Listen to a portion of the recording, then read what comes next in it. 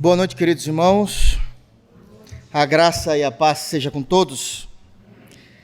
Queridos, peço que abram a Bíblia, por gentileza, em Esdras, capítulo 7. Esdras, capítulo 7. Nós iremos dar sequência nessa série de sermões que temos pregado nesse livro importantíssimo das Escrituras. E uma vez lido o texto sagrado, imediatamente nós já cremos no texto e em seguida aplicamos o texto em nossas vidas, amém? Todavia, carece de informações a respeito do texto e essa é a nossa função.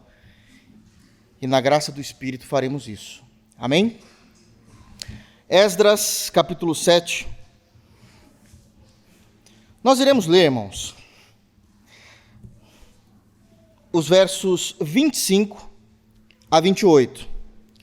Eu me esforçarei, diante de Deus, eu vou me esforçar para eu chegar no 28. Porque, embora seja um texto tranquilo no seu entendimento, há muita informação,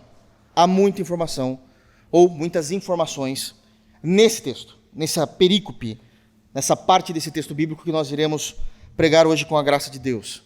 Então, farei o possível para chegar até o versículo de número 28 e entendermos tudo aquilo que o Senhor quer falar aos nossos corações, aquilo que, pelo Espírito, o Senhor conduziu Artaxerxes, rei da Pérsia, a falar a Esdras. Amém?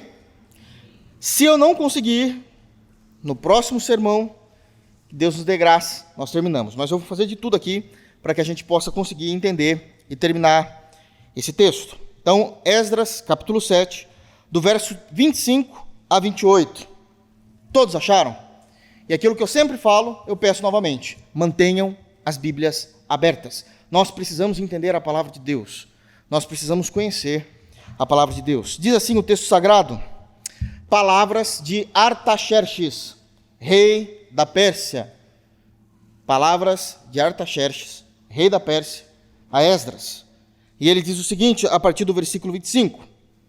Tu, Esdras, segundo a sabedoria do teu Deus, que possuis, nomeia magistrados e juízes que julguem a todo o povo que está da além do Eufrates, a todos os que sabem as leis de teu Deus, e ao que não as sabe, que lhes façam saber.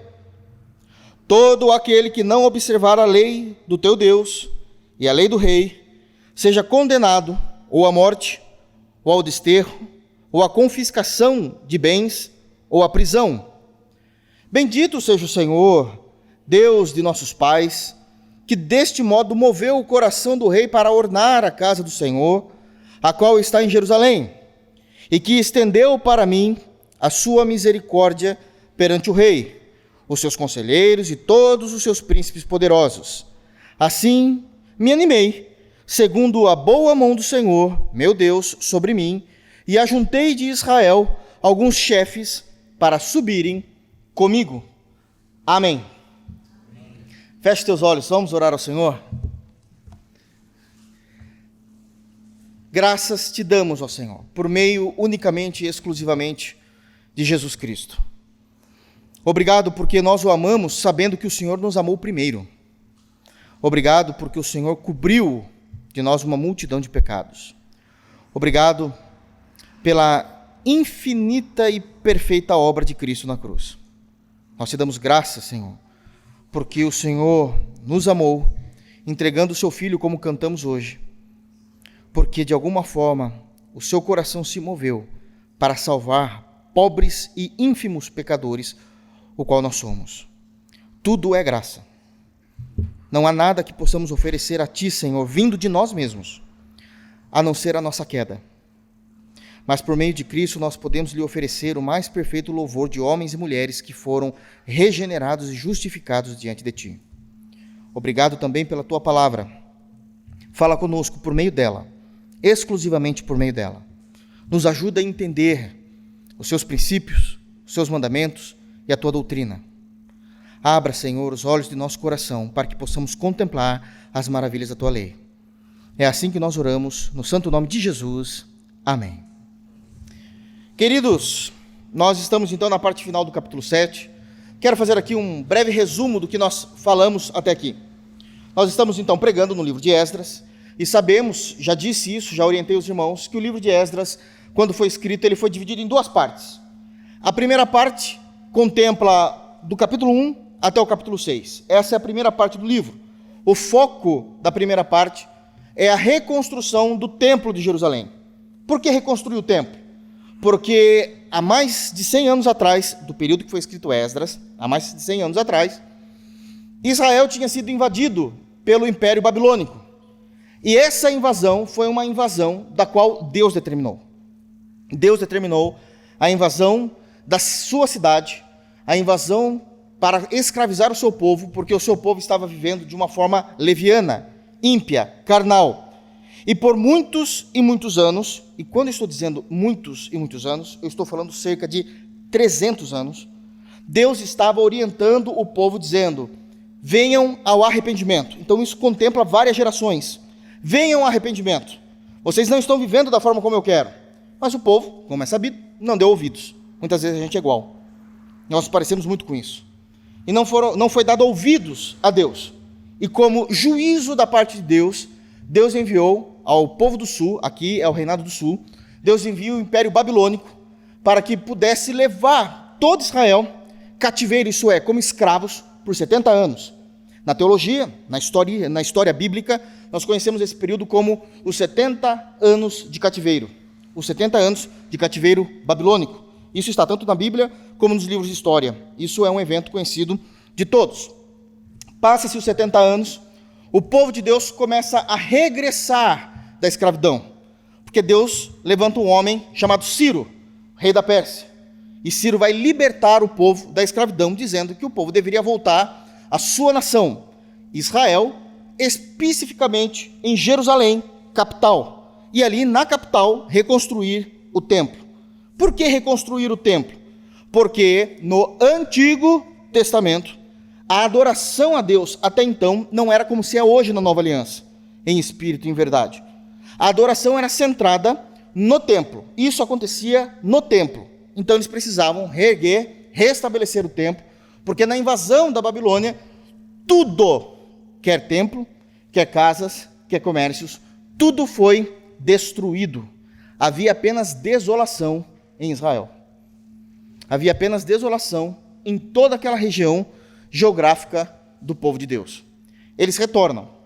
Nós já trabalhamos também esse ponto. E tudo aquilo que Deus nos ensina com o retorno a uma vida com Deus. Já falamos disso. Esse retorno não foi do dia para a noite. Foram cerca de 92 anos para retornar toda uma nação, que agora já não é mais Babilônia, agora é Pérsia, porque os persas tomaram posse, e retornar ao povo de Deus. Então, assim encerra com a reconstrução do templo, o capítulo 6. Iniciamos o capítulo 7. Pela primeira vez no livro, na narrativa do livro, vai surgir o personagem Esdras. Até então, Esdras não havia sido citado, nem desde o capítulo 1 ao capítulo 6. Esdras surge no capítulo 7.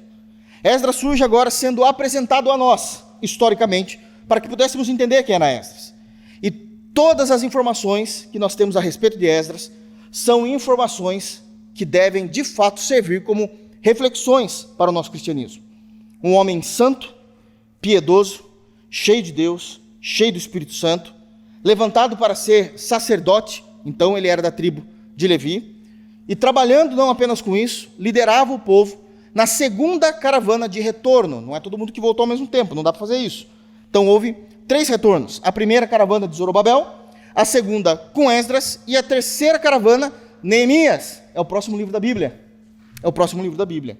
Então são 3 retornos. Nós estamos aqui falando agora do retorno em que foi liderado por Esdras, embora saibamos que no período em que essa história está sendo escrita, inspirada pelo Espírito a ser escrita nas Escrituras Sagradas, o terceiro retorno já havia sido concluído. Uma curiosidade. Na Bíblia, que é conhecida como a Bíblia de Jerusalém, isso é, aquela Bíblia que não tem o Novo Testamento, que são dos judeus, Esdras e Neemias é um livro só. Esdras e Neemias é um livro só. existe essa divisão para ficar mais fácil para entendermos os contextos históricos e os períodos e os momentos da época. Assim como 1 Samuel, 2 Samuel é um livro só. Ok, irmãos? Né? Escola Bíblica Dominical. Pastor Maurício, que lute. Então isso é importantíssimo para que a gente possa entender os contextos dessas informações. Esdras então é apresentado, e nesse momento do livro, o que é que está acontecendo nessa narrativa? Ela não é necessariamente apenas uma narrativa histórica. O que nós estamos lendo nesse capítulo, a partir do versículo 11 do capítulo 7, e isso vai encerrar no capítulo 28, nós temos uma carta oficial do rei Artaxerxes. Então, isso significa que muito tempo já se passou entre o capítulo 6 de Esdras e o capítulo 7 existe um hiato de tempo. O que acontece, pastor, nesse hiato de tempo? Acontece o livro de Esther. Ok? Isso aqui é curso de doutrina, precisamos entender. Então, entre o capítulo 6 de Esdras e o capítulo 7, existe a narrativa do livro de Esther, que também está logo após Esdras. Esdras, Neemias, Esther. Então vai estar acontecendo toda a história do livro de Esther, que, permitindo Deus, a gente vai citar alguma coisa aqui hoje, para que a gente possa entender e contemplar a verdade das Escrituras. Uma vez que esse documento está sendo escrito, Artaxerxes então está liberando o povo para retornar, juntamente com Esdras, do reino persa, do Império Persa agora, retornando para Jerusalém. Existem algumas informações que nós pregamos até então, demonstrando quem é Esdras, mostrando o caráter de Esdras, a espiritualidade de Esdras, as ações de Esdras como crentes em Deus. Como crentes em Deus. Mas nesse momento agora que nós lemos, do verso 25, nós temos um momento da carta em que o ofício não está descrevendo necessariamente pontos do retorno. Não é isso. Nesse momento da carta, Artaxerxes, ele não vai citar o retorno específico. Ele vai se dirigir diretamente à pessoa de Esdras. Perceba o versículo 25. Tu, Esdras. Agora virou pessoal. Até então, o foco era com o evento do retorno. E vimos todos os pontos espirituais, doutrinários, eclesiásticos, de aplicação do dia a dia, sobre essas informações. Mas agora, nesse momento, o rei para de falar a respeito do retorno em si, e o foco dele recai sobre a pessoa de Esdras. O que é que ele vai fazer aqui? A partir de agora, o rei vai trazer conselhos a Esdras. Ele vai falar exclusivamente ao coração de Esdras. O rei já não está mais preocupado com o retorno e nem com todo o povo. Ele vai falar ao coração de Esdras.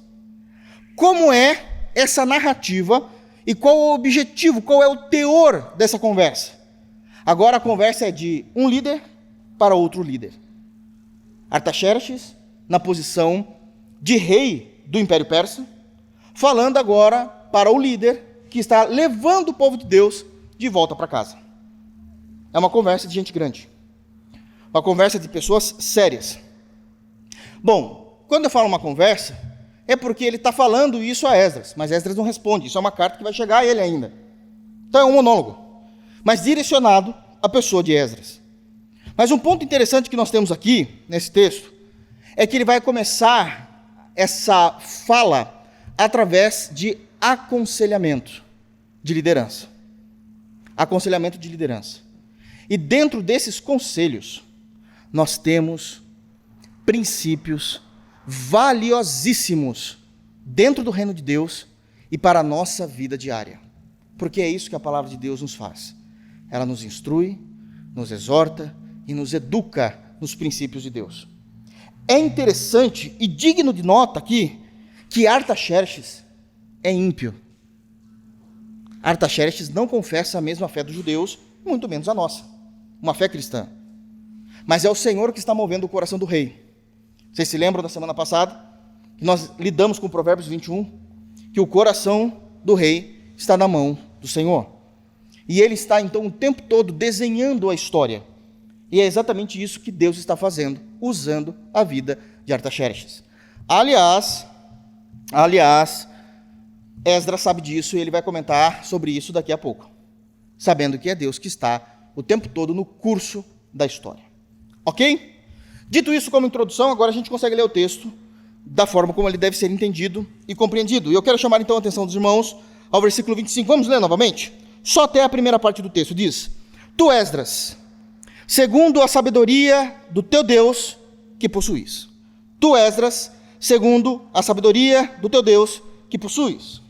E aqui nós já temos um primeiro princípio importantíssimo: a tríade responsabilidade de um crente em Deus. A tríade responsabilidade de um crente em Deus.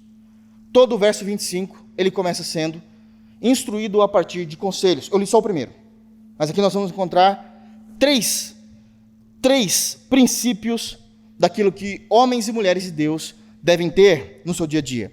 Quando ele diz, tu, Esdras, segundo a sabedoria do teu Deus, o primeiro conselho que o rei começa a dar é a partir de qual perspectiva? Que Esdras, ele precisa retornar com o seu povo, de acordo com a vontade de Deus, e uma vez que Esdras chega até Israel, até Jerusalém, ele precisa fazer de Israel, prestem atenção, isso é muito importante, ele precisa fazer de Israel uma nação, novamente uma nação.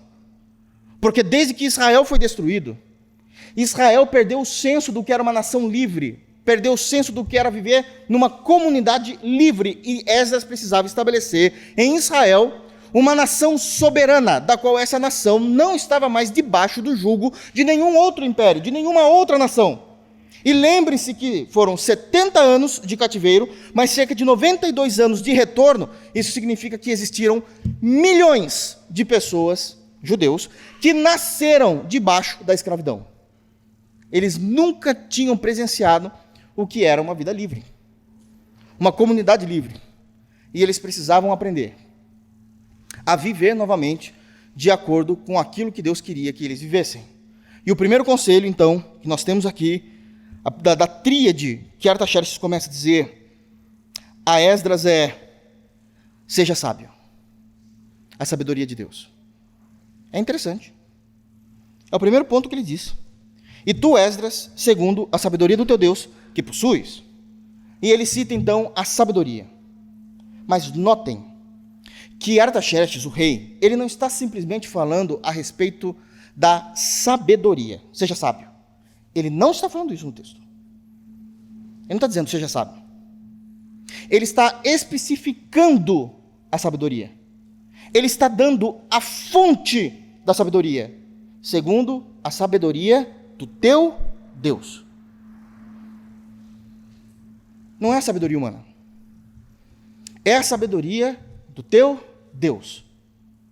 Porque em sabedoria humana, Esdras, por mais sábio que ele fosse, o máximo que qualquer um conseguiria era instituir uma nação soberana da mesma forma que outras nações já eram soberanas. Isso é sabedoria humana.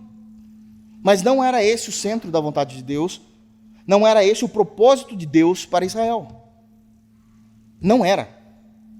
E para que Esdras pudesse reconstruir em Israel uma nação soberana, ele precisava de uma sabedoria específica, a sabedoria que vem do trono de Deus. Não é somente uma sabedoria, mas é uma sabedoria que vem do trono de Deus. Segundo, a sabedoria, e perceba como ele não é crente mesmo, a sabedoria do teu Deus, não é do nosso. Do teu Deus. Mas ele reconhece quem é Deus. Segundo a sabedoria do teu Deus. E aqui então eu quero falar um pouquinho com os irmãos a respeito do que a Bíblia fala a respeito da sabedoria de Deus, não da sabedoria humana. Quero descrever com os irmãos porque é isso que o texto pede. E imediatamente eu quero abrir com os irmãos no livro de Provérbios. É impossível falarmos de sabedoria e não passarmos em Provérbios. E eu quero que os irmãos, por gentileza, abram comigo em Provérbios 9. Essa é o primeiro braço da tríade. Só Deus, né? O primeiro braço da tríade. Provérbios 9. Enquanto os irmãos abrem, eu já falei isso algumas vezes, mas é sempre bom repetir, para que os irmãos possam aprender.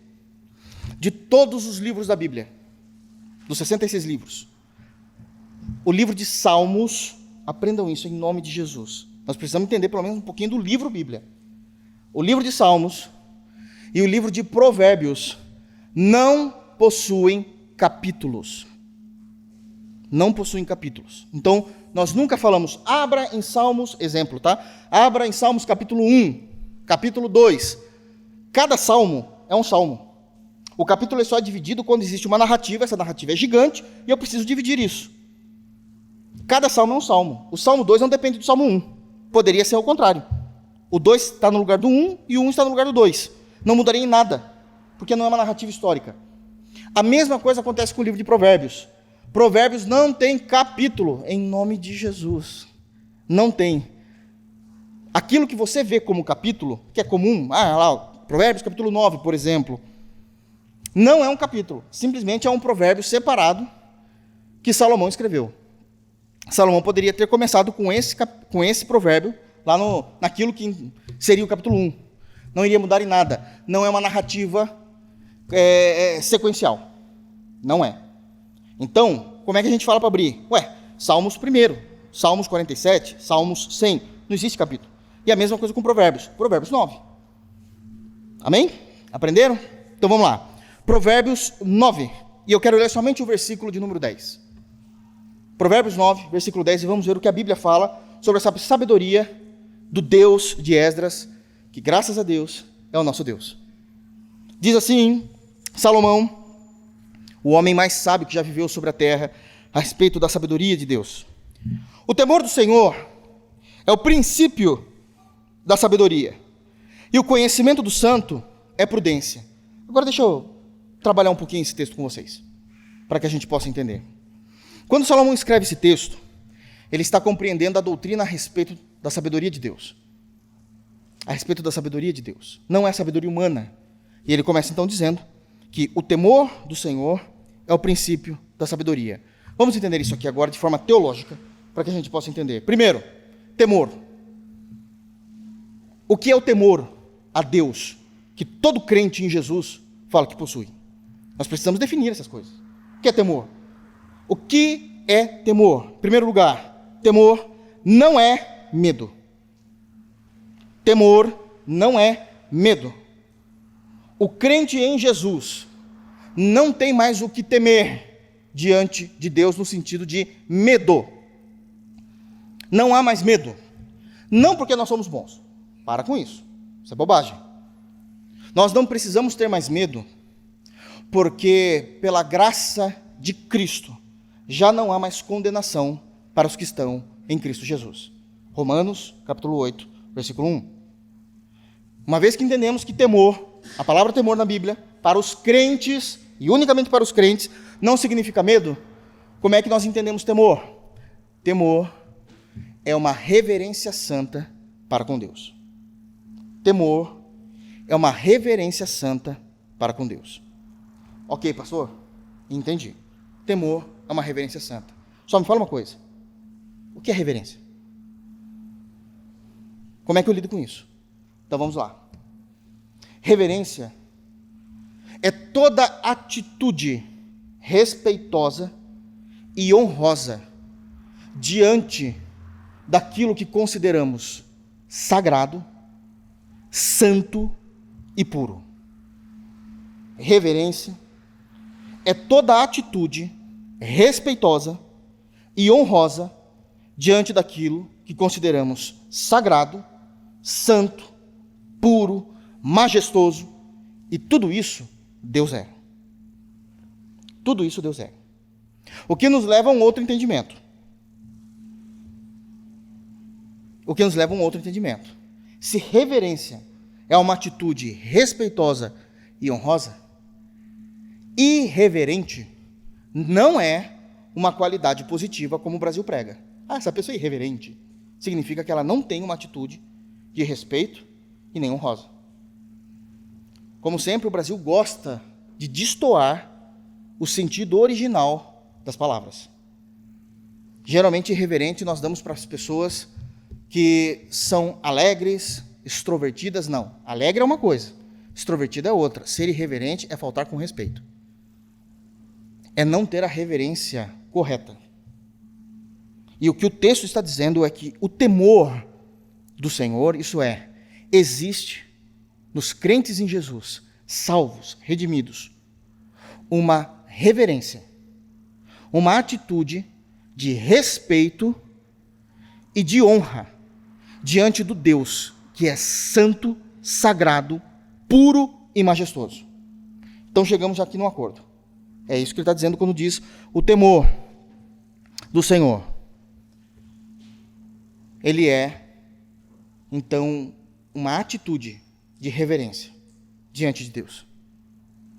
É uma atitude em que prestamos a Deus. Para alcançarmos a sabedoria, a primeira coisa que precisamos ter em nossos corações são ações de uma reverência santa, de respeito, e uma reverência, uma atitude honrosa. Para que fique mais claro, eu vou falar uma formulazinha aqui, que ela não é 100%. Uma fórmula minha, então nunca vai ser 100%. Mas, didaticamente, para ficar mais lúdico. Respeito, geralmente, porque eu estou falando que pode ser falho, respeito, geralmente, é uma atitude passiva do ser. Por respeito que eu tenho a Deus, eu deixo de tomar uma atitude. Por respeito a Deus, eu me ajoelho diante dele. Isso é uma ação passiva. Só se prostra diante de Deus numa ação passiva, não é uma ação ativa. Por causa do respeito a Deus, eu me calo para não faltar com a palavra. Por causa do respeito que eu tenho a Deus, eu não tomo decisões que eu sei que pode transgredir a palavra. É uma ação passiva. Mas as atitudes honrosas são as atitudes ativas. Para a glória de Deus, eu faço isso e aquilo. Ficou mais fácil agora. Atitudes de respeito e honra. Isso é o temor a Deus. São reverências com atitudes respeitosas e honrosas diante de Deus, de acordo com as situações. Esse é o temor. O texto continua falando que é do Senhor. E o texto continua dizendo o seguinte também, que então essa reverência, leia novamente o verso 10 comigo, irmãos, vamos ler porque a Bíblia é viva e eficaz em nossos corações. O temor do Senhor, essa reverência respeitosa e honrosa ao Senhor, é o princípio da sabedoria. Salomão segue dizendo o seguinte, que esse temor, que essa atitude respeitosa e honrosa, ela é o princípio, ela não é toda. É a primeira parte. Para entender isso melhor. Se fôssemos colocar a sabedoria como um curso universitário de 5 anos, então vamos lá, direito, 5 anos, psicologia, 5 anos, estou dando um exemplo aí, engenharia, 5 anos, algumas é 5 anos e meio. Se a sabedoria fosse um curso universitário, o temor a Deus é a matéria do primeiro semestre, é só o princípio, não é tudo. Ela é o princípio. Seria a primeira matéria do primeiro semestre do curso universitário. É aquilo que iríamos aprender de imediato. Por quê? Porque não existe sabedoria que não passe por atitudes no ser, de atitudes respeitosas e honrosas diante de Deus. Porque tudo que nós fazemos, como crentes em Jesus, passa pelo filtro de termos respeito e honra ao nosso Deus. E a prática disso, o resultado disso é que nunca ninguém foi enganado, nunca ninguém se deu mal. Falando agora no português claro. Nunca ninguém perdeu algo por ser respeitoso e honroso diante de Deus. Nunca. Não confundam ser respeitoso, honroso, com ser bobo. Porque geralmente quando alguém fala assim, tal pessoa é muito puritana diante de Deus, ela não está falando da ausência do pecado, está falando que a pessoa é tonta.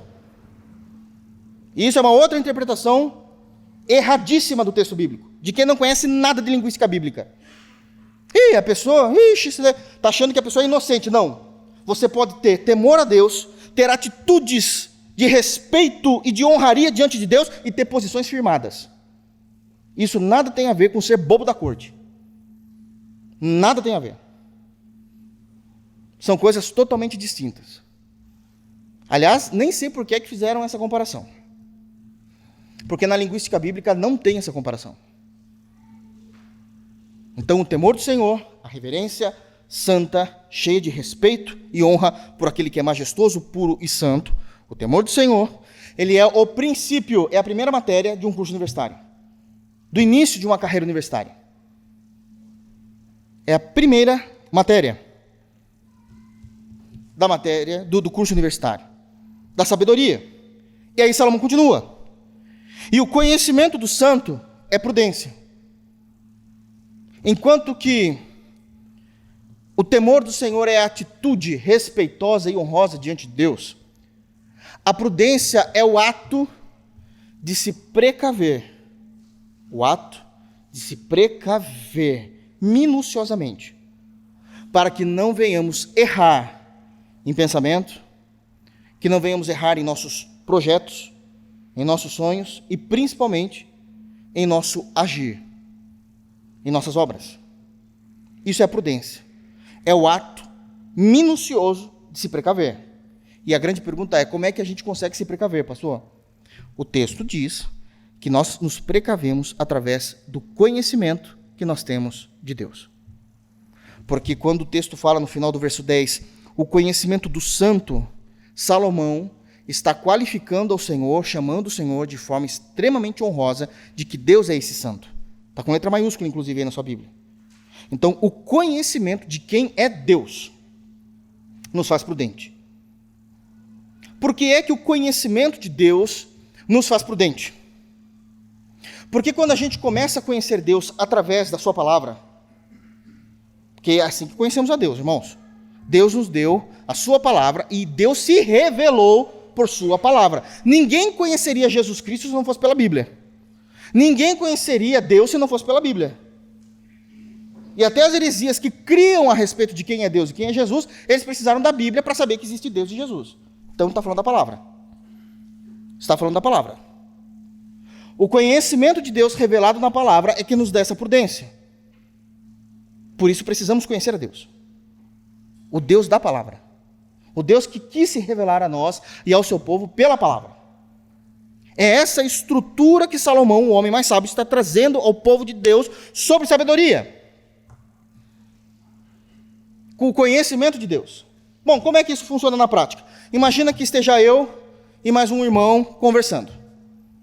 E o irmão começa, de alguma forma, a me apresentar o seu sonho, o seu projeto. E nessa conversa eu começo a identificar que a maneira como ele vai realizar esse projeto não é das melhores diante das Escrituras. Não está legal. Isso aí está transgredindo várias leis de Deus, vários mandamentos de Deus, não é por esse caminho. E quando ele termina de contar para mim esse projeto, eu digo para ele assim, olha, você conhece Deus, não conhece? E ele vai falar, claro que conheço, pastor. Então, você conhece o Deus da Bíblia mediante Jesus Cristo? Sim, com toda certeza eu conheço. Então você sabe que o seu plano vai dar errado, né? Não, mas por que vai dar errado? Porque você não está sendo prudente. E Deus não tem compromisso com a forma como você está agindo. Deus tem compromisso com a sua palavra. Você sabe que você vai, no português claro, você vai quebrar a cara. Você sabe disso. Agora, não sei se você é maduro para abrir mão disso por amor a Cristo. Mas você vai quebrar a cara. E na melhor das hipóteses, você vai quebrar a cara e vai se arrepender. Porque se você quebrar a cara e morrer, você sabe como funciona. Isso é claro. Porque o verdadeiro crente em Jesus morre amando Cristo. As coisas são sérias. Isso aqui não é brinquedo, não. A fé cristã custou sangue. Você pode não enxergar, meu querido irmão, mas tudo isso aqui está tingido de vermelho. Do sangue de Cristo. Isso aqui é sério, isso aqui não é brincadeira. Não é brincadeira. Isso é ser prudente. É tudo que eu vivo, tudo aquilo que eu projeto, tudo aquilo que eu falo, tudo aquilo que eu faço, passa pelo filtro da palavra de Deus. Eu tenho liberdade de fazer isso porque a palavra não condena. É lícito o que eu estou fazendo. Deus te abençoe. Você foi prudente. Mas o que eu estou fazendo está, de alguma forma, intrinsecamente, quebrando vários textos, ou que seja uma lei, você não está sendo prudente. Nós preferimos fazer do jeito de Deus. Nós preferimos fazer do jeito de Deus. Uma vez um irmãozinho chegou para mim, em sinceridade de coração, e falou: pastor, tem uma pergunta para te fazer. Eu falei: pode fazer. Ele falou: olha, eu estava lendo Gênesis, já até dá um embrulho, né? Eu estava lendo Gênesis, falei: certo. E eu vi lá, então, está escrito aquilo que eu creio, que o homem realmente caiu. Falei: pois é. Isso a gente não precisava nem ler, mas é isso mesmo. A gente caiu. E ele falou: e não é que Deus depois, na primeira conversa após a queda, Deus promete enviar Jesus para resolver o problema? Eu falei: exatamente, Gênesis 3,15. Por que Deus já não fez Eva engravidar de uma vez? Resolveu o problema. Jesus já nascia. Então é que ele está certo? Não é mais prático?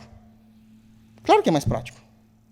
Olha, eu vou enviar meu filho vai vir sobre você, ou então sobre a próxima geração, Adão e Eva vai ter uma menininha, essa menininha vai ser virgem, vai nascer. Ótimo! Mas na nossa prática humana, isso é o melhor. Mas eu gosto de uma atitude de João Calvino, quando ele diz assim: não queramos ser mais sábios do que Deus. Se assim Deus determinou, nós o servimos. Acabou. Não há questionamentos, nós servimos. Existe algo no coração de Deus que nós não sabemos. E Paulo vai dizer muito isso em Romanos 11. Quem é que conseguiu perscrutar o conhecimento de Deus? Nós não conseguimos. Então a gente aceita do jeito que está, porque a gente não consegue alcançar a sabedoria de Deus. Isso é prudência. Isso é prudência. Olha, na minha cabeça seria mais simples se Deus fizesse assim. Eu entendo, irmão. Mas Deus não fez. A gente é prudente. A gente obedece. Deus fez do jeito dele. E nós aceitamos isso. Entende? É essa a construção do texto. Mas o principal eu não falei ainda. A sabedoria. O temor do Senhor é o princípio da sabedoria. Entendemos o temor, entendemos o princípio, ok, entendemos isso, que o conhecimento vai trazer a prudência, mas o que é de fato então a sabedoria? Prestem atenção, sabedoria é saber como saber. Sabedoria está na gente conseguir saber como saber das coisas. Deixa eu explicar isso. Digamos que alguém chega até você com uma notícia verdadeiramente terrível, profunda e que é devastadora. Vai pelo menos devastar uma grande parte daquele grupo social em que você está inserido, seja a sua família, seja a igreja, seja a sua empresa, vai devastar. É seríssimo. E essa pessoa vem até você e fala assim: senta, porque eu preciso conversar com você. E você senta, e você vai ouvir aquela notícia. Cada palavra daquela notícia, nesse exemplo, cada palavra dessa notícia é legitimamente verdadeira e devastadora. A sabedoria é saber como eu vou lidar com isso. A sabedoria é eu saber como saber essa informação. Eu posso pegá-la e fazer de algo que já é devastador uma tsunami. E potencializar essa notícia de tal forma que mais pessoas, inclusive eu mesmo, seja prejudicado. Não sei lidar com isso. Sou imaturo. Outra coisa é você pegar essa notícia, por mais devastadora que ela possa ser, e você lida com ela de tal forma a tentar se assegurar que ela seja fazer a menor prejuízo possível ao seu grupo social. Isso é sabedoria, saber como saber. Pode ser que amanhã, irmãos, eu estou dando um exemplo, mas isso é real em alguns casos. Digamos que amanhã, quando você acorde, o gerente do banco, gerente da sua conta, diga: olha, legitimamente, seja lá por qual meio, mas é um meio legal, meio correto, moral, você amanheceu com algumas, prestem atenção, estou exagerando mesmo, supervalorizando, com algumas centenas de milhões na sua conta. E isso é legal. Você lembra quando você enfrentou aquela fila e você já não queria mais conversar com o caixa, você acabou comprando uma previdência lá meio doida, só para ele te atender rápido, e você nem lembrava mais disso? Pois é, isso aí virou. E de alguma forma caiu centenas de milhares, de milhões na sua conta. Sabedoria é você saber ter essa notícia. Se você não souber, a primeira coisa que você vai jogar para cima é o teu casamento. Não, pastor, para com isso. Eu sei do que eu estou falando. É o teu casamento. A segunda coisa que você vai jogar para cima é o teu emprego. Quando você ficar sabendo, você já está pedindo a conta. E isso é interessante porque os especialistas em aquelas pessoas que de alguma forma herdaram ou ganharam centenas de milhões de reais, eles dizem o seguinte, que a pessoa mais sábia, ao ganhar um montante de dinheiro que ela não estava acostumada a ter diariamente, ela precisa viver os primeiros 6 meses da mesma forma que ela sempre viveu. Você consegue? Isso é ser sábio. Porque você vai proteger a sua família, você não vai despertar perigo em ninguém, você pode até fazer seus investimentos, mas tudo de uma forma que as pessoas não percebam que alguma coisa mudou. Você pode até comprar um terreno lá onde você sempre desejou construir tua casa, mas você não fala para ninguém. Você não muda, você continua trabalhando. Porque quando você mudar, as pessoas não vão ter percepção que você mudou porque você ficou milionário. Só acha que você mudou de casa. Isso é amor pela família. Ninguém fala amém. É impressionante. Porque isso é seríssimo. Sabedoria é saber como saber. Mas Salomão, ele trabalha muito mais esse ponto seríssimo da nossa compreensão do que é a sabedoria que vem de Deus. Já falamos do temor, já falamos do princípio, já falamos da necessidade do conhecimento e como isso gera prudência. Mas agora eu quero voltar para Provérbios 1. Ele vai citar isso novamente. E aqui ele vai trazer uma outra informação nova. Que a sabedoria, ela é adquirida. Sabedoria é aprendida. Ninguém nasce sábio. Ninguém nasce sábio. Sabedoria demora-se para ser gerada em nosso coração. Porque a sabedoria, ela exige maturidade. Maturidade. Provérbios 1:1. Olha como o texto começa desse sagrado livro. Provérbios de Salomão, filho de Davi, rei de Israel. Então aqui se identifica qual Salomão está falando. É o Salomão que é o filho de Davi e hoje ele é rei de Israel. Bom, tem que ser o filho de Davi, então aqui que nós já conhecemos. Aí ele diz o motivo do porquê ele vai escrever isso, inspirado por Deus. Prestem atenção. Para aprender a sabedoria. A sabedoria é adquirida, a sabedoria é aprendida. Ninguém nasce sábio. É uma construção, é uma história, é a nossa história, é a nossa vida. A sabedoria que vem do céu é algo que Deus vai colocando em nossos corações com o passar dos anos. Da forma como nós o adoramos, da forma como nós o buscamos, da forma como nós nos livramos das tempestades da vida e como passamos por ela. Cada lágrima que sai do teu rosto possivelmente possa ser um degrau da sabedoria que você pode ou poderia ter subido. Os que fazem bom proveito dos momentos de tribulação saem mais sábios dela. Aqueles que não fazem bom proveito só murmuram, só há lástima. Possivelmente passaram por uma dificuldade e continua com o mesmo nível de maturidade. Então ele começa a dizer que existe uma construção cognitiva para aprender a sabedoria e o ensino. Qual é o ensino? Que ele vai passar agora. E ele diz, para entender as palavras de inteligência. As palavras inteligentes precisam ser entendidas, só que elas só são entendidas se eu consumir a sabedoria de Deus. A sabedoria de Deus. Para obter o ensino do bom proceder, porque isso é Provérbios. São ensinos, reflexões, máximas sobre como temos um bom proceder bíblico no mundo que nós vivemos diariamente. E nesse bom proceder a gente aprende a respeito da justiça, o juízo e a equidade. A ideia de Provérbios é para dar aos simples, aquelas pessoas mais simples, a prudência, aos jovens, que são todos imperativos, conhecimento e bom siso. Bom siso. Ouça o sábio, aqueles que já são sábios, ao ler Provérbios, ele crescerá em prudência, O instruído vai adquirir habilidades para entender provérbios e parábolas, as parábolas e enigmas dos sábios. E aí ele repete: o temor do Senhor é o princípio do saber, mas os loucos desprezam a sabedoria e o ensino.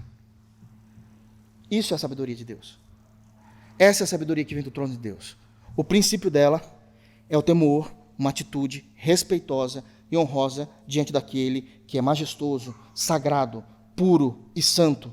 E não apenas isso, é só a porta de entrada, é o princípio da sabedoria. E eu continuo então agora obtendo conhecimento dos textos. Porque quando eu conhecer a respeito de Deus, eu serei prudente. Eu terei ou realizarei atos em que eu irei me precaver de não errar, porque eu sei o que Deus ama e eu sei o que Deus odeia. A ideia é sermos sábios e que a sabedoria não se compra, ela se adquire, ela é aprendida. Esse é o primeiro braço do que Artaxerxes está falando a Esdras. Vamos voltar para Esdras? Eu disse que é muito texto, né? É muita informação, mas é bíblico, é doutrina. Continuando, voltando para Esdras, capítulo 7, novamente o verso 25. Tu, Esdras, segundo a sabedoria do teu Deus que possuis, então ele já falou da sabedoria, segundo o conselho que ele dá aqui na tríade, nomeia magistrados e juízes que julguem a todo o povo que está da além do Eufrates, a todos os que sabem as leis de Deus. A todos que sabem a lei de Deus. O primeiro conselho, a sabedoria do trono. O segundo conselho, todo homem e toda mulher deve ter consciência de seus deveres. Todo crente em Jesus precisa ter consciência dos seus deveres. Qual era o dever de Esdras? Retornar com a segunda caravana do povo de Deus que tinha sido liberto dos 70 anos do cativeiro babilônico, levá-los até Jerusalém e fazer desse povo uma nação. Ele reconhecia esse dever. Esse era o dever do texto, o dever de Esdras.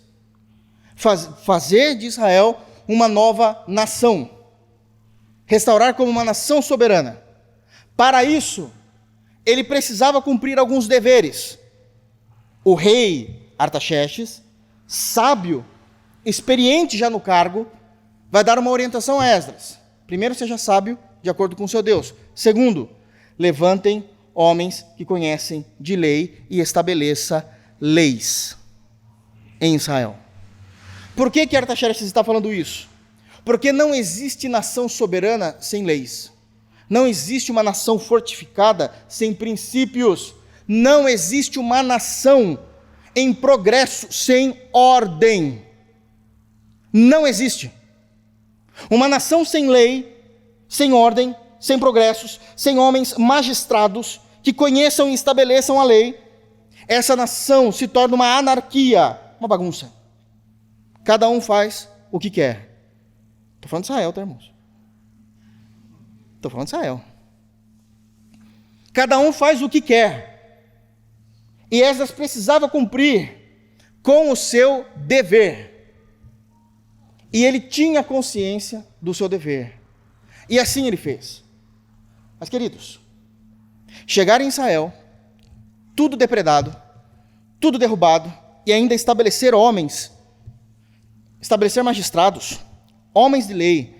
Uma vez que estabelece isso, monta-se a corte. Uma vez a corte estabelecida, tem que saber qual será o procedimento de cada processo, de cada veredito. Não é uma coisa simples de se fazer.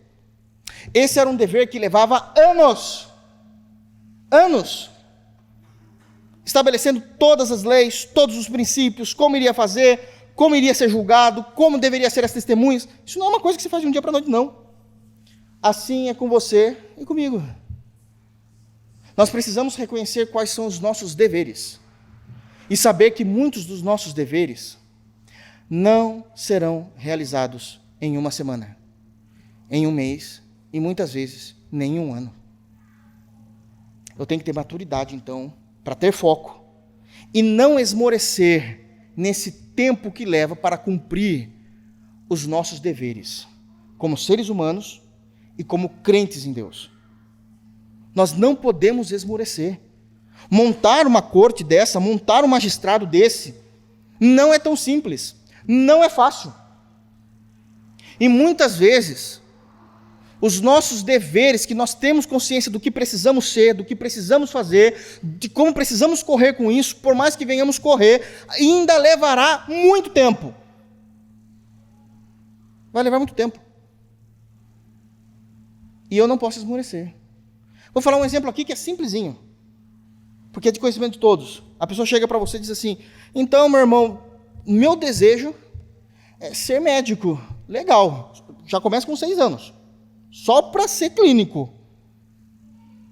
Você topa? Ou no meio do tempo aí você vai desistir de ser? Estou falando coisa básica. Nós sabemos o país que a gente mora. E você pode dizer assim: o meu sonho é construir minha casa. Foco, acredite. Demora. É caro. É custoso, mas não é impossível. É teu desejo? Alguém pode dizer: o meu sonho é chegar e ocupar a cadeira de CEO da empresa que eu trabalho. Deus te abençoe e seja contigo.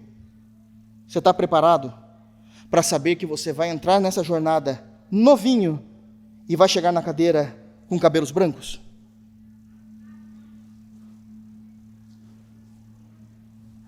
Isso é sério. O crente precisa entender que os nossos deveres precisam ser cumpridos da mesma forma como Esdras cumpriu. Existe uma demora, é longânimo, é moroso, mas precisamos mantermos com o pulso firme. E eu quero dividir aqui os deveres, agora práticos para o cristianismo, de 2 formas. Existem os deveres pessoais e os deveres espirituais. Os deveres pessoais, isso é para todo ser humano, para todo crente. Então não estou falando de deveres específicos que cada um decidiu trilhar na sua vida com Jesus. Isso aqui cabe para toda igreja, em qualquer lugar do mundo, em todas as eras. Deveres pessoais. Nós precisamos saber que não seremos eternamente crianças. Esse é o primeiro ponto. E aí, como homens e como mulheres, os nossos deveres são sermos bons em sermos pai. Isso é um dever, não é uma opção. Sermos bom, eu estou generalizando, estou falando com toda a igreja, existem homens e mulheres aqui, sermos bom em sermos mãe. Sermos bom em nossos deveres de sermos filhos. Sermos bons em sermos, de alguma forma, representantes de nossas famílias. E isso é o que falta, hein? Eu sei que tudo que às vezes eu falo um pouquinho fora, vocês acham que eu estou brincando, eu não estou. O que tem de homem que chama mulher para matar barata é impressionante. Isso é sério. Temos que ser bons naquilo que nós desejamos viver como profissionais. São deveres.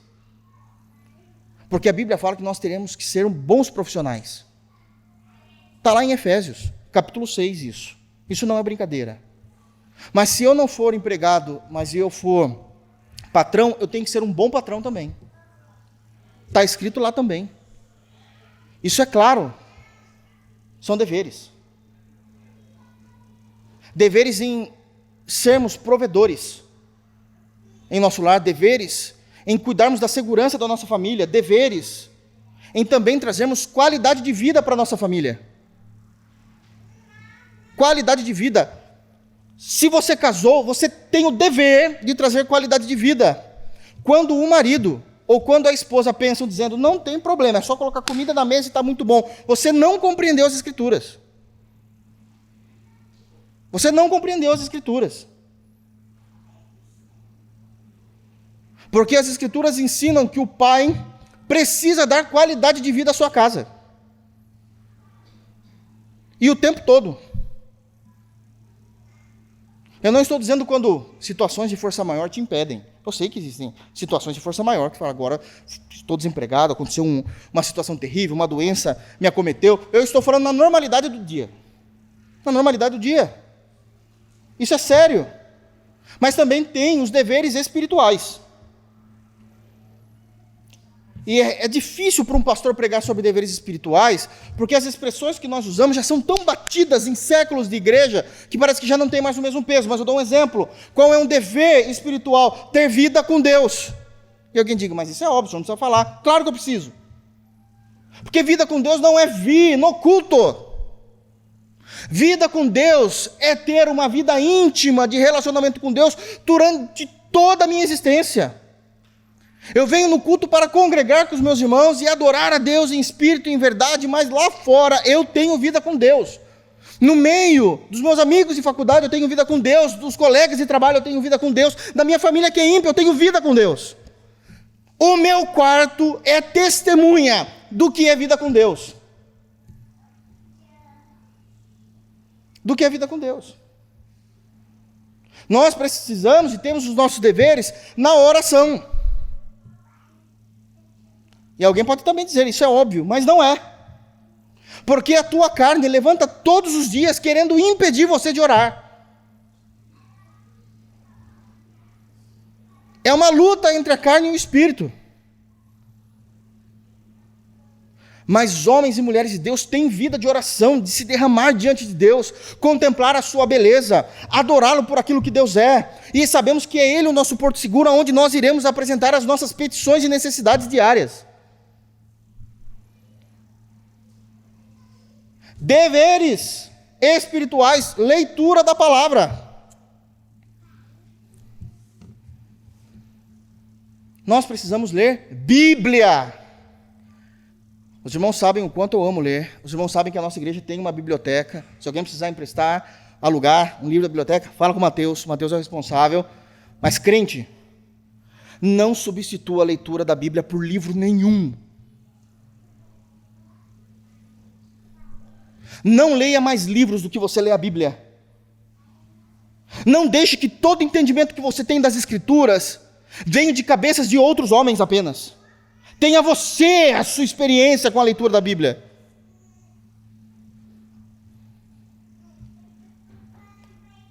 Porque senão, você diz, e de fato é, em Cristo de fato você é, filho, mas tem atitude de bastardo. Eu só como das outras pessoas.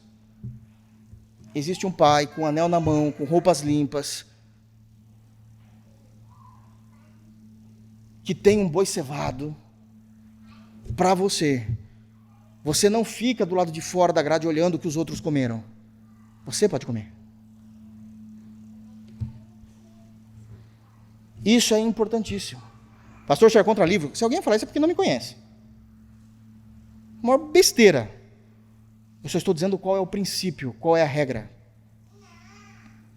Esses são os nossos deveres. Os nossos deveres para com Deus. Eu preciso focar, realizar e ainda assim manter os meus deveres pessoais e meus deveres espirituais. 25, ainda continuando o texto. Tu, Esdras, segundo a sabedoria do teu Deus, que possuis, nomeia magistrados e juízes, que julguem todo o povo que está da além do Eufrates, a todos os que sabem as leis de Deus, e aos que não as sabem, que lhes façam saber. Bom, se o primeiro conselho dado da tríade é a sabedoria de Deus, o segundo é os deveres, o terceiro tem que combinar nesse, a lei de Deus. Esdras, você precisa retornar, seja sábio com a sabedoria do alto para reconstruir uma nação, coloque deveres nessa nação. Há muita gente que estava aqui com a gente, na Pérsia, que nasceu aqui, que não conhece Deus. Eles conhecem os nossos deuses, mas não conhecem o seu Deus. Ensina para eles. Olha o que o rei está falando. Vai para a lei de Deus. Porque se a nação de Israel ser reconstruída como nação, embasada na doutrina bíblica de Deus, essa nação será diferenciada. Nós precisamos entender que a igreja de Jesus espalhada pelo Brasil precisa estar fundamentada na lei de Deus, na palavra. Nós falamos inclusive disso um pouco no domingo. Nós precisamos estar fundamentados na palavra. Por quê? Porque existem deveres e leis que nós jamais iríamos pensar da mesma forma que Deus, se nós não conhecermos Deus. Por mais bondoso que o teu coração e o meu coração possa querer dizer que é, você e eu, sem a lei de Deus, não iremos tomar as atitudes de acordo com as situações que Deus quer que nós venhamos tomar, se não conhecermos Deus. Eu provo. Biblicamente eu provo. Vocês querem ver? Eu vou mostrar um texto na Bíblia, um capítulo, que fala sobre a lei de Deus. E ele vai trazer, o próprio Deus está dando essa lei para Moisés, e Moisés vai repassar essa lei ao povo. E vocês vão perceber que, possivelmente, todas as leis desse capítulo, você não cumpriria nenhuma de acordo com a vontade de Deus, se você não conhecer Deus. Êxodo 21. E vai ficar por aqui mesmo hoje, não teve jeito, né? Tentei chegar no 28, não saí do 25. Olha só. Vamos ler para vocês verem? E depois vocês fazem aí aquilo que a matemática chama de a prova real. Os mais antigos chamavam de a prova dos 9. Quem lembra disso? Não, eu já não era do meu tempo, não. Eu só lembro da minha mãe falando, a prova dos 9. Ninguém lembra, né? Todo mundo é cordeirinho aqui, né? Êxodo 21. Eu vou ler agora com os irmãos. É doutrina, a gente precisa ler. O capítulo já se inicia com a lei da nação de Israel, que Deus quer que Israel viva essas leis, ok? E a primeira parte do capítulo, até o verso 11, é a respeito de escravos. Já começa por aí, já é um assunto. Irmãos, não confundam a escravidão de Israel com a escravidão com que o Brasil teve com os negros. Não tem absolutamente nada a ver. Aos negros foi imposto eles serem escravos. Os que eram escravos em Israel eram pessoas que cometeram crimes diante da sociedade e diante de Deus, e a sentença deles era se tornar escravos. Ok? É diferente então aqui. De certa forma, eles mereciam servir pessoas. Ok? Então já estou dando aqui toda a compreensão para que não haja mimimi. Então vamos lá. Êxodo 21. Olha como começa o texto. São estes os estatutos que lhes proporás. Deus falando isso para Moisés. Você vai propor isso para o povo. Começa. Se comprares um escravo hebreu, tá vendo? Não tem nada a ver com a escravatura do Brasil. Então, se comprares um escravo hebreu, 6 anos servirás, mas ao 7º sairá forro de graça. Você vai fazer isso? Você comprou, é seu. É seu só por 6 anos. É o que Deus determinou. Como é que você acertar isso? E no 7º ano, você livra ele não tem que pagar você de nada. Ele já cumpriu a sua sentença. Acabou. Está vendo como a gente precisa entender? Para que a gente precisa entender a lei, para que a nação cresça debaixo da graça de Deus. Continua. Bom, 6 anos é muito tempo. Parece que não, mas muita coisa acontece. Daí tem aqui algumas variáveis que podem acontecer nesse período. Se entrou solteiro, sozinho sairá. Se era homem casado, com ele sairá sua mulher. A gente conhece o ser humano e o coração do homem, né? Olha, sai você, mas sua esposa fica. Porque você já está cansadão. Você está velho. A gente sabe como funciona isso, sem coração. Mas a sua esposa é uma boa serva para minha esposa. Deus fala, entrou solteiro? Sai solteiro. Entrou casado? Sai casado. Mas tem os miliantes no meio. Deus vai cuidar deles também. Está aqui, quer ver? Ó? Se o seu senhor lhe der mulher, e ela der à luz filhos e filhas, a mulher e seus filhos serão do seu senhor, e ele sairá sozinho. E alguém está dizendo, que Deus é esse? O homem casou durante os 6 anos em que ele era para ser escravo, teve uma criança, chega o 7º ano, só o homem sai. E a mulher fica sozinha. Esse é o pensamento ímpio do ser humano. Esse é o pensamento ímpio do ser humano. Como se o escravo, nesse contexto, não tivesse culpa dele estar lá. E como se o escravo não tivesse a responsabilidade de homem. Se eu casei, eu permaneço do lado dela. Mas a gente só quer jogar no time dos que estão perdendo, né? A gente nunca joga no time de Deus. Quando Deus proíbe que a mulher saia, Deus está estabelecendo que se ele casou, ele fica com ela. Você não foi homem para casar? Você não foi homem para ter filho com ela? Permaneça. Não sei o que estou falando. Vamos lá, verso 5.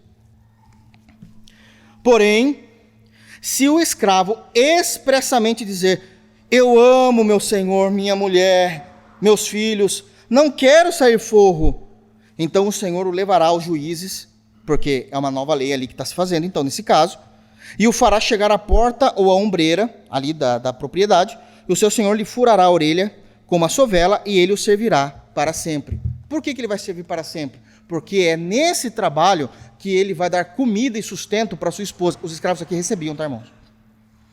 Aqui eles recebiam. Porque senão muitos escravos iam dizer: como não? Uma mulher para esquentar meu colchão essa noite? Porque tem homem que é safado, eu durmo com ela, ela tem um filho, mas viu, com 7 anos Isso acontecia, irmãos. Acontece hoje. Deus estava preservando o casamento. É que a gente sempre quer ler o texto bíblico a partir do nosso coração ímpio. E a gente não vê como Deus está protegendo as mulheres aqui. Por isso precisa se conhecer a lei de Deus. Esse princípio não está narrado exatamente no Novo Testamento, mas continua o mesmo. Divórcio é pecado, a não ser as questões das cláusulas de exceções, que já trabalhamos nesse ponto. Se você casou, você permanece. E até o fim. Ninguém te obrigou a casar durante os 6 anos, meu filho. Você quis, você não foi obrigado. E você já está sabendo. A lei vem antes da tua prisão. Se você casar nesses 6 anos, você tem que continuar com ela. Ninguém está sendo pego de surpresa aqui. A lei já estava clara. Percebe como a gente tem a tendência de querer interpretar as coisas erradas? Porque a gente é mau. Nós não temos o mesmo pensamento de Deus, porque Deus é santo e ainda nós somos tangidos pelo pecado. Continuando. Vocês querem ver como que funciona? 7. Vocês acham que isso é só brincadeirinha? 7. Se um homem vender sua filha para ser escrava, o que é isso? Porque Deus sabia que existiam pais livres que, para ganhar um dinheiro, ia vender a sua filha. Eu prefiro ver homens maus dizendo: eu prefiro ver a minha filha trabalhando como escrava, do que eu tenho que sustentar ela. Não é um vagabundo? Me desculpe, não tem outra expressão. Vagabundo. Deus está protegendo a família. Se um homem vender sua filha para ser escrava, esta não lhe sairá como saem os escravos. Porque qual é a cabeça do homem safado? Vendo minha filha, 6 aninhos, 7 anos ela está aqui ainda. Como se a filha não fosse sofrer os 6 anos, né? Deus fala assim: não. Se você vender a sua filha, é para sempre, nesse caso. Ela não terá forria. É isso que você quer? É isso? 8. Se ela não agradar ao seu senhor, que se comprometeu a desposá-la, ele terá de permitir-lhe o resgate.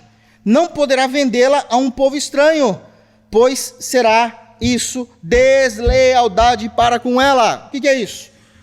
Um homem vendeu a sua esposa. Por que ele quer vender a esposa? Porque eu não gosto mais dela. Já deu o que tinha que dar. Não há mais amor. Já perdi o amor. Não é assim que funciona? Já perdi o amor, já não tem mais o que ser falado. Não. Não, você não vai poder vender. Eu te proíbo. A mulher não é objeto. Isso é ser desrespeitoso com ela. Mas, se casar com seu filho, tratá-la-á como se tratam as filhas. 2 famílias, uma menina começou a gostar do menino da outra família, ambos solteiros, se casaram. As famílias devem aceitar os novos membros agregados como filhos. Deus está estipulando isso. Como filhos. Por isso, jovens, sabem com quem vocês vão se casar, viu? Tem filho que é intragável também. Então, sabem com quem vocês vão se casar. Está escrito aqui. Se ele der ao filho outra mulher, não diminuirá o mantimento da primeira, nem os seus vestidos, nem os seus direitos conjugais. Obviamente que isso aqui ficou no Antigo Testamento, ok?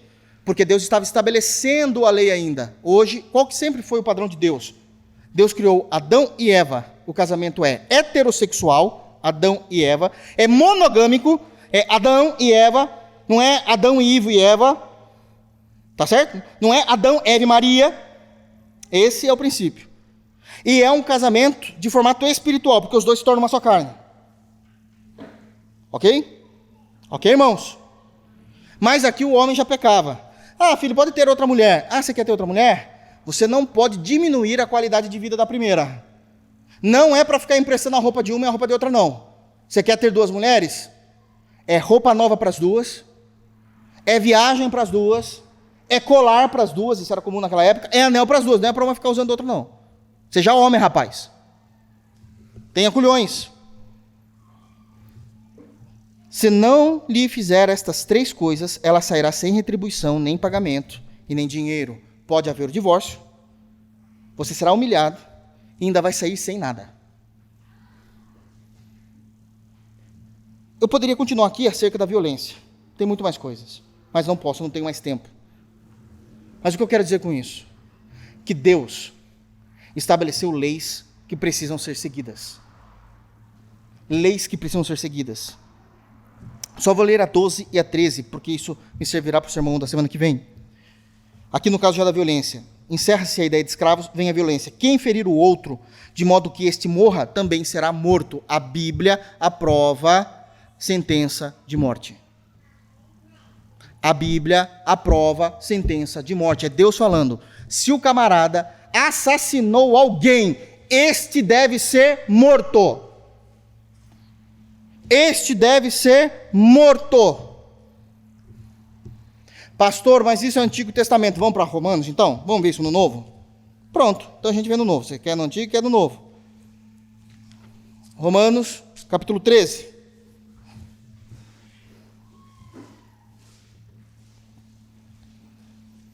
Romanos, capítulo 13.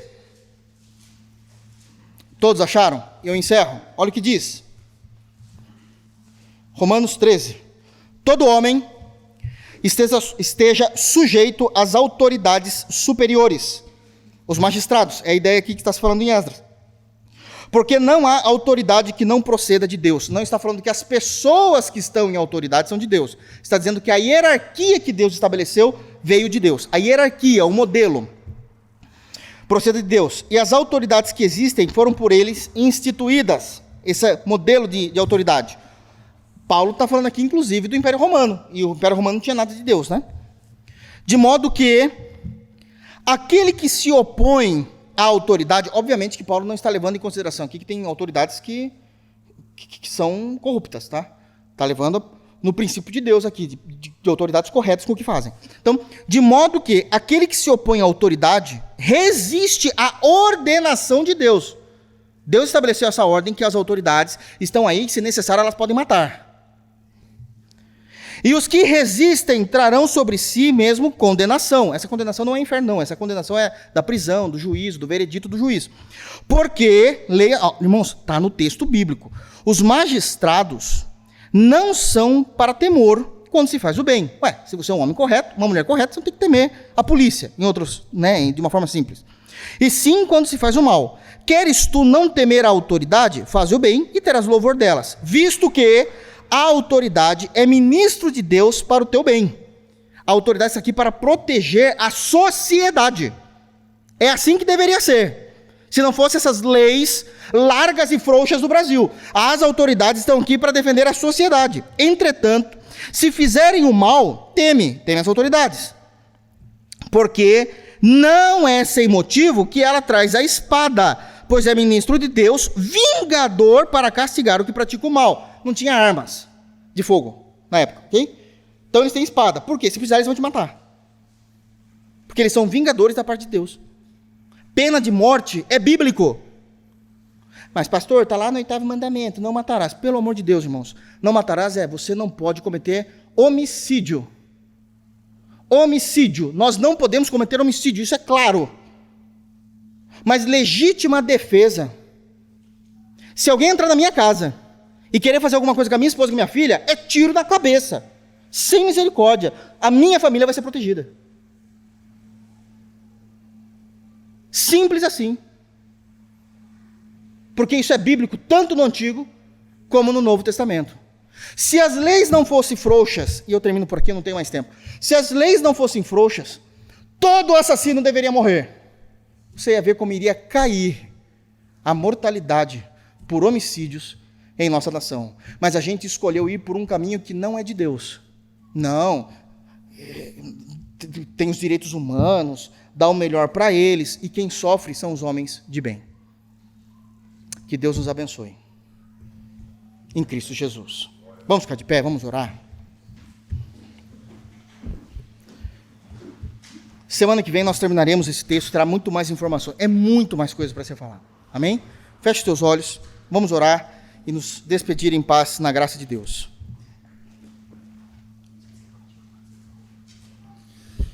Oremos, irmãos. Pai, nosso Deus, nosso Criador, sustentador e nosso Redentor, por meio de Teu Filho amado, nosso Senhor Jesus Cristo, te agradecemos pela Tua palavra, agradecemos por nos dar esta graça de estarmos aqui, reunidos como igreja, como corpo de Cristo, para cultuar ao Senhor, para louvarmos o Teu santo nome e para conhecermos e crescermos no conhecimento do Senhor por meio das Escrituras. Te suplicamos que o Senhor nos fortaleça pelo seu poder glorioso através do Espírito Santo no nosso homem interior, aplicando a Tua palavra, transformando a nossa mente e nos conformando com a imagem do Teu Filho, para que possamos viver com sabedoria, aprendendo do Senhor na fonte que é a Tua palavra, Pai. Obrigado por tudo, leva-nos em paz para nossa casa, livra-nos do mal, livra-nos das tentações, santifica-nos para o louvor da Tua glória.